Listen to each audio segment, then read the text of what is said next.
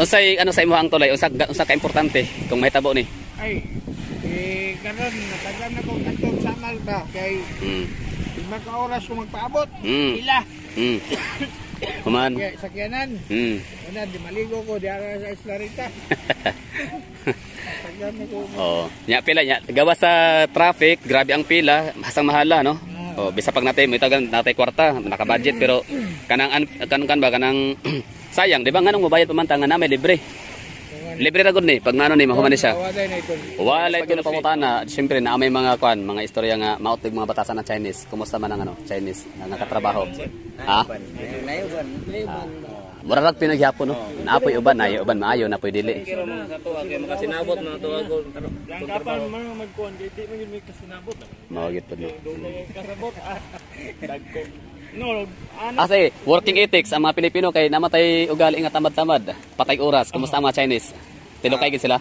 Tilokay gid. Stricto gid sila no pag trabaho gid no. Bas kay oras-oras yun lang. Masiro na sila. Diba? So, tilukay gid sila. Way usik, way mumho. Sige, salamat kayo. Alright, so, Davao Samal Bridge, connecting bridge update ho tayo dito sa may Lanang Beach Club, Davao City, mga hagala. Kumbaga ngayon, napadaan lang ho ako dito, kumbaga out of curiosity. Pinasok natin to dito, pinuntahan natin kung ano nga bang ganap, no? Kasi marami akong mga napapanood ng mga Facebook post sa mga kaibigan, kakilala, no? Mga personal friends talaga natin na lagi nilang pinag-uusapan ang Davao Samal Bridge. Maging yung nanay ko nga sabi nga niya no, lalo pa daw maganda daw ang Davao, lalo pa daw kapag mabubuksan na daw yung or matatapos na daw itong tulay ng Samal and Davao connecting bridge. Kasi tama naman talaga, sadyang ganda nun kasi mas mapapadali yung bakasyon, no, yung papapahinga natin, pagpapalamig, maliligo ng dagat sa kabilang isla na yan. And vice versa, and in the other part naman ng mga sa mga taga-Samal naman na side, syempre mapapadali rin yung kailang papunta ng Davao City kasi meron na rin tulay. As far as I know, itong tulay na gagawin dito sa Davao City in the Samal connecting bridge ay hindi siya government owned siya or public owned. Ibig sabihin nun ay wala ho tayong babayarang toll fee kahit na piso, diba? So ano nga ba yung mga tulay dito sa Pilipinas na maganda pero hindi siya talaga 100% na government owned or public owned, no? So for example yung CCLX, no, na Cebu, Cordova, CCLX, basta yun CCLX, no? So Cebu Cordova Link Expressway, basta tulay nila doon. So hindi siya 100% na libre kasi meron silang babayaran na nung huli kong punta doon ay meron silang 90 pesos na toll fee. Pero okay na rin yun, no? Ako willing ako magbayad ng 90 pesos extra para sa makatawid lang sa kabilang isla para mas mapapadali yung biyahe. For example, from airport ng Mactan to Cebu City proper. I mean Cebu City mainland Cebu. So okay lang yun. At saka may mga nagsabi naman sa akin na yung CCLX daw ay kahit pa siya ay private public partnership or PPP, kahit siya ay may bayad na 90 pesos, parang meron silang nilagdaan, no, na kasulatan or mayroon silang agreement kumbaga ba na after 50 years ay hindi na sila maniningil ng kumbaga may expired yung ganong kontrata na magbabayad ng 90 pesos or merong toll fee ang sisingilin ng CCLX owner. Sino ba may-ari ng CCLX owner na private? Sino ba ang tawag nito? Sino ba ang ka-collaboration, no, ng City Government of Cebu or Cebu Province sa CCLX ay si Manny Pangilinan, tama, no? So may-ari ng ng ABC5 or TV5, PLDT at kung ano pa, Maynilad. So yun, so balik tayo dito sa Davao City in the Samal Island Garden City of Samal connecting bridge. So yun ang bali ito siya ay 3 point something kilometer. Kapag ito daw ay natapos ay hindi siya kapag ito ay natapos 3.8 kilometer, tama, 3.7 or 3.8 kilometers ang distance ho nito, no, ang kanyang haba ng tulay. So ibig sabihin kapag ito ay matapos ay malalagpasan niya ang yung Panggil Bridge pa yon ng Misamis Oriental or Occidental ba yun, basta somewhere in northern part of Mindanao, doon sa may Oroquita somewhere, no. So let me know in a comment box, video hindi ko siya na-review yun so sorry na. So yun lang, bali as of now kung malapit kasing matapos yun, no, Panggilbi. Once na matapos yun, so siya yung hahawak ng record muna sa Mindanao na siya pinakamataas na tulay, pinakamahabang tulay sa Mindanao. So ngayon, dahil under construction pa ito sa Davao City, so yun muna ang mangunguna sa pinakano. Siya muna ang title holder. So ito is about to finish pa lang to no, by 2028 ang sabi. Pero ito naman talaga sa totoo lang ha, sa mga nagsasabi, I don't know, ang mga taga Davao, ang daming mga taga Davao talaga ng mga nega na nagsasabi na puro drawing lang daw, drawing, na kahit pa paulit-ulit ng binabalita ng taga DPWH, City Engineering Office, at ng kahit anong mga mainstream media and the social media platforms ang details na yan nga nalagdaan na talaga ni Pangulong Bongbong Marcos and ni Vice, basta na-inaugurate na nga no. So sabi talaga nila na hopeless, parang hindi talaga matutuloy, drawing lang yan, yung mga ganong istorya.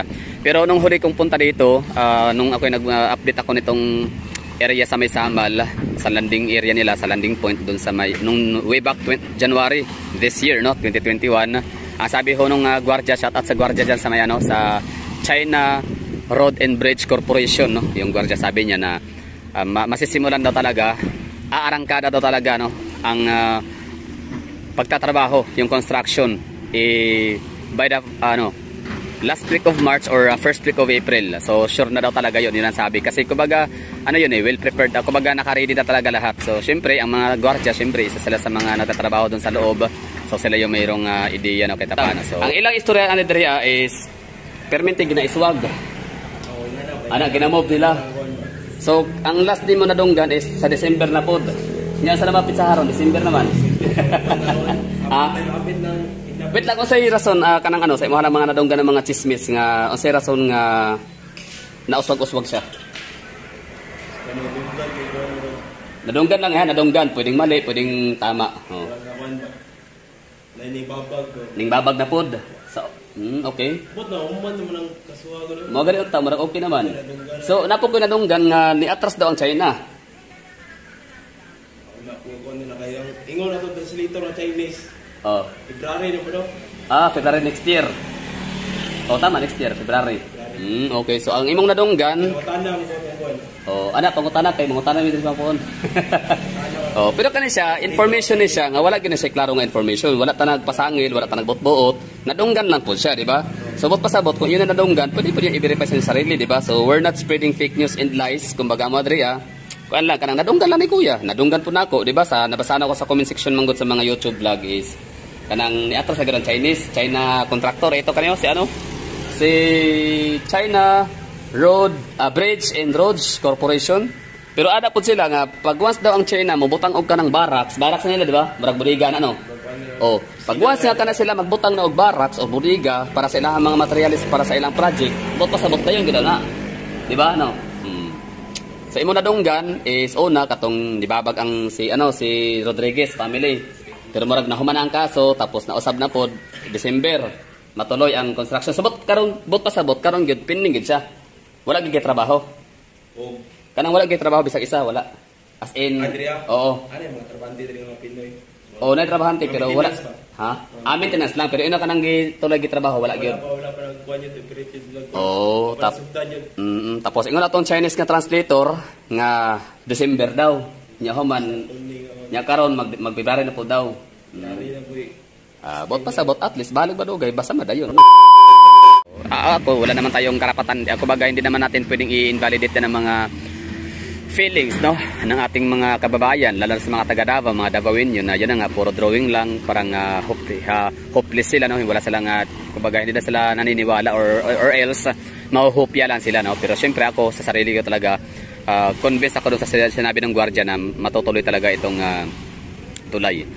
Yan na nga nung last year pa nga, di ba, inaugurated na ito last year or last 2 years, basta mga 2022 pa lang so ito inaugurated na, di ba? Nagkaroon na ng groundbreaking dito sa may lanang area and doon naman sa may Samal. So yun pa lang, hindi naman yun basta i-groundbreaking ni i-inaugurate ang groundbreaking ni PBBM, ni Vice VIP, ni BP Sara and Mayor Basti kung hindi talaga siya matutuloy Tsaka as far as I know, batas is batas. I mean naging batas na talaga, nalagdaan na talaga yung budget para dito. So hindi ko na lang ma-recall kung magkano yung ilang billions yung approximate na budget para dito sa tulay na to sa 3.7 or 3.8 kilometers long na Davao Samal Connecting Bridge. Anyway, so balikan natin dito sa kabila. So kakatapos lang nilang magpaandar ng makina, ibig sabihin break time na or uuwi na siguro sila tapos na siguro, no. So ano nga bang purpose sa video na to? Wala lang, update ko lang, no, na mga nasasabi nga dito marami na hopeless, wala na daw pag-asa, hindi daw talaga matutuloy yan, gawa nung drawing lang, no, daming problema, alam mo yun.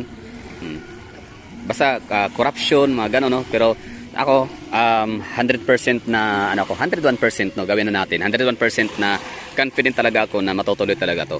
Kumbaga by hook or by crook, no, na wala nang makakapigil talaga dito kasi naging batas na nga talaga siya. So at least saludo din ako sa mga Rodriguez family kung siyang nagmamay-ari nitong Paradise Beach Resort Costa Marina, na sinubukan nila, no, na i-save yung corals na, kasi yun ang kala parang agenda or pinaka-advocacy talaga nila na bakit ayaw nila na ituloy. Nag-petition sila na ipahinto, no, or petition for sa TRO. Oo, no. So or na wag muna ituloy ang tulay, o pag-isipan muna na parang pwedeng i-transfer, ilipat, no, maghanap ng ibang landing area kasi masasagasaan yung hindi naman nila sinabi na masasagasaan ang kanilang properties, kundi yung talagang pinapangalagaan nilang advokasya na mapapangalagaan yung mga marine life and biodiversity, di ba? So sa yung mga corals at kung ano pa mga marine life na makikita diyan sa harap ng kanilang property. Anyway, so yun ang bali update lang siya, mahagala. Ako kumbaga it's a self-serving video kasi nga ako curious ko dito sa lugar kung matutuloy ba talaga, kung ano na nga ba ang ganap, kasi nga ang dami ko mga kaibigan na napopost sa Facebook na sabi nga nila drawing no more, hindi na siya drawing, no. So dalong ang pangarap at panaginip, no, na ngayon ay nakakatotoo na. So hindi na talaga mapipigilan, tuloy-tuloy na talaga siya gawa nung ayan, kita niya naman meron na talagang development, meron na talagang makikitang progress sa project. So doon sa kabila sa Island Garden City of Samal, meron na tayong nakikitang yung parang slide na yan, daan, no. So yan yung landing point ng Davao Samal Connecting Bridge. Tapos dito naman sa ating likuran, so inisip ko kasi kanina before pa ako napunta rito, nakapunta sa location, sa area, inisip ko na baka inuuna talaga doon sa kabila kasi more on ang lahat ng mga nakikita kong mga post sa Facebook ay more on Samal. So dito na area sa Lanang, walang masyadong nag-update, walang nagpo-post ng nag-share, no, ng mga picture, ng mga photo. So ito siya, papakita ko sa inyo, yan. So akala ko ay nag-aaso ako na yun ang inuna yung Samal muna kasi wala dito na area, walang nag-update. So ito naman nakikita niyo naman, no. So tuloy-tuloy ang trabaho nila dito. Continuous. Ibig ko sabihin sila tapatan, no. Tapatan ibig sabihin, no, na kumbaga sa kabila nagtatrabaho, dito nagtatrabaho, no. Kumbaga parang wala silang sinasayang na pagkakataon. Anyway, pag-usapan naman natin yung Chinese contractor, no. So Chinese contractor, magaling yan sila talaga when it comes to bridges, no, and mga tulay tsaka roads, no. So talagang dyan, isa sa pinaka-iconic talaga ng mga tulay na matatagpuan sa buong mundo ay makikita natin sa China. So syempre China Road and Bridges Corporation ang may hawak ng natin dito, ng project sa Davao. So yun lang, bali sorry lang sa mga Sinopovic dyan, sa mga galit sa mga Chinese, no. Wala tayong magagawa, no. So ako happy ako, sobrang laking tuwa ko na ang nakahawak nito ay China, no, kasi notorious, napaka-famous talaga or napaka-well known, o ano pa ba tawag dyan, napaka-famous, napaka-well known, napakaganda ng reputation ng Chinese mga Chinese contractors, no. Ang ganda ng kanilang facility, makikita nyo naman, ito pala, tinan natin ito dito. Ito yung kanilang facility area, dyan makikita yung mga gamit nila, yung mga equipments, no. Nung one time na nagpunta ako dyan by January, meron nakita basta mga heavy equipment na hindi siya pangkaraniwang, no, na makikita natin dito sa Pilipinas, hindi siya Philippine made na mga heavy equipment. So yun, kasi kuya dito namimingwit pala, sabi ni kuya kanina, tuloy-tuloy daw talaga gawa nung meron na daw meron daw talagang budget na. Unsay sa imo ang tulay, unsa ka importante kung mahitabo ni? Ay, karon natagan ako nagtog Samal ba kay magka oras ko magpaabot. Ila. Kuman. Sakyanan. Ana di maligo ko diara sa Islarita. Tagan ako. Nya pila nya gawa sa traffic, grabe ang pila, hasang mahala, no. Bisa pag natay kwarta, naka-budget pero kanang sayang, di ba nganong mobayad pamantangan na may libre. Libre ra gud ni pag maano ni mahuman ni siya. Walay toll fee. Oh, walay toll fee. Pero napoy na gyud mga niga, ako siyang ano, I find them niga. Gani mo na siya. O kana mo na siyang landing area kanang Kanang kalsada. o kanang kalsada. Diya mo landing. Dire mag-start ang atong tulay sa Davao, landing dito sa katang ano na kalsada. Nya kana nakita ni mga color blue mo na siya ang kuan, mo na siya ang mga facility, parang bodega. O, di agi pa ilang mga heavy equipment sa mga Chinese. Tapos karang sa outbound, kita na mga puti-puti na murag mga barracks na siya, marang mga tolganan sa mga Chinese contractor o mga construction worker. So yun o, so si Kuya, di na natin alaman ang pangalan niya, basta si Kuya ay ano, Davawin yun, no? Kagaya ko rin Davawin yun, na napakalaking tulong talaga sa akin ang tulay na to. Oo. Oo. Dayon lagi na. Balaod na siya, wa na gyud makapugong. So sa ano sa Rodriguez family na tumututol nga ano, so salot naman ako sa kahit paano kasi meron naman din talaga silang pinaglalaban, no. Meron silang advokasya na tawag nito na hindi masasagasaan yung coral reefs. Pero sad to say, no, na at least nag-try ho kayo, so maraming thank you pa rin naman. At saka okay lang naman yan, maganda naman ang ano yun, no, ang inyong Paradise Beach Island kahit pa nagbago na yung polisiya ho ninyo, kahit meron na kayong sinisingil na orchids bawat dala ng mga pagkain, hindi kagaya dati na magkano yung ano, basta naalala ko dati 250 yung una kong punta dyan, 200 pesos no entrance per head, tapos pwede kami magdala ng mga Jollibee na pagkain, pero ngayon pwede ka pa rin magdala pero may orchids na. So maganda pa rin naman ang yung mga resort, so itatangkilik pa rin ng mga Davawin nyo. Tapos yun lang, kung hindi naman din talaga afford ng iba, sabi nga nila mahal daw, ba't naman kayo magpupumilit sa mahal? Meron namang mga mura, may libre nga doon, no, sa ano, sa may Babak Port na wala talagang bayad, sa gilid lang ng port. Anyway, so going back po tayo dito, tinanong natin ng ano mga ginagamit. So meron tayo dito nakikitang mga cranes, di ba tawag dyan? So shout out kay Sir Romeo sa Baldan, no? Kailangan ko yung ano, minsan collab tayo minsan para naman ako matututunan sa inyo when it comes to construction equipments and the materials. So at kung ano pa mga technicalities, no, na kung tawagin. Tapos yung may mga backhoe, bulldozer. So tuloy-tuloy yung ginagawa ko nila. Hindi ko lang alam kung anong ginagawa nila diyan, mamaya tatanungin natin pinaka-last ng video. So basta lang ano lang, gusto ko lang din talaga, I have to say it for myself lang talaga sa mga napapanood ko sa Facebook na mga picture lang naman, no, na drawing no more, no, ang dating panaginip ngayon ay nagkakatotoo na, no. So come to reality na ang dating panaginip now comes or turn into reality, kasi yun nga, under construction, may progress na talaga, tuloy-tuloy na, no. So may progress na yung project ng Davao Samal Bridge, connecting bridge. So ngayon punta tayo sa mga tao kung tanungin natin yung mga empleyado, mga construction worker or yung mga trabahante ko anong ginagawa nila.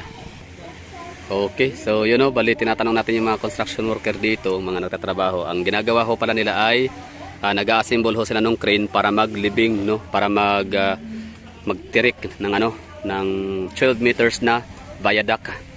Tapos yung viaduct na to, sabi nila parang magka-times to pa siya, madadagdag sa bagawa ng tulay naman talaga siya. Tsaka mas malalim siya, no, kumpara sa viaduct na kung familiar niyo sa Maymaa, tsaka yung sa Olas, no, na laging nire-report ng ibang mga vlogger dito sa Davao. So ito sa dito is 12 plus madadagdag. Pwede, no, possible, no, magiging 24, no, 24 meters. Kasi sabi nyo nga ay buhangin siya, di ba? Mas malambot ang ano, ang pundasyon. So dapat mas malalim. Anyway, so tinanong ko sila kung kailan sila nag-resume sa trabaho dito sa project. So parang 3 days na daw. So tapos na silang mag-assemble ng crane, no? Yan ang gagamitin para magbaon ng viaduct. Yun lang. Tapos ano pa bang pwede tayo itatanong? Pila ka Chinese na kontraktor ang ano des Davao? Coastal, Drea, Samal o dito sa Tibungko. Ano to? Tibungko, Tolo. Bali mo ulit mo ron dito. Wala mo yung Dominguhay?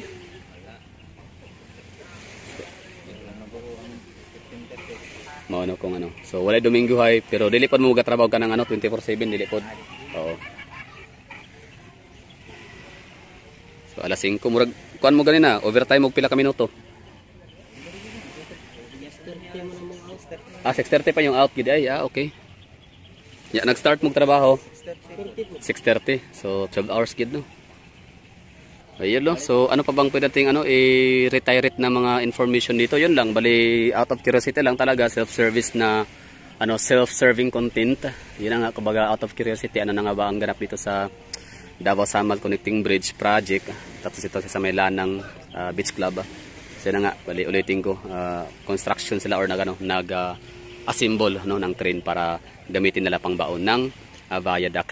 Tapos sa kabila naman, kita nyo naman kanina no, sa pinaka first minutes ng ating video, ng ating vlog ay meron talaga silang ginagawa rin doon. No? So talagang tapatan yung kabilaan. No? Okay, mga talakoy, kumusta ang kumusta ang pagdumala sa mga Chinese? Okay na may safety dito. Okay na sila niya. Wala mo ka ng barrier sa language barrier? Wala man, tusugod, lisod-lisod. Walay ka ng translator? Dili sa lang magagad lang kasi yung cellphone. Kung sila kasabot. Masulti ka sila, mag-translate na opinion sila, di makasabot sila. Nyasa mo nga po. Sinya kami.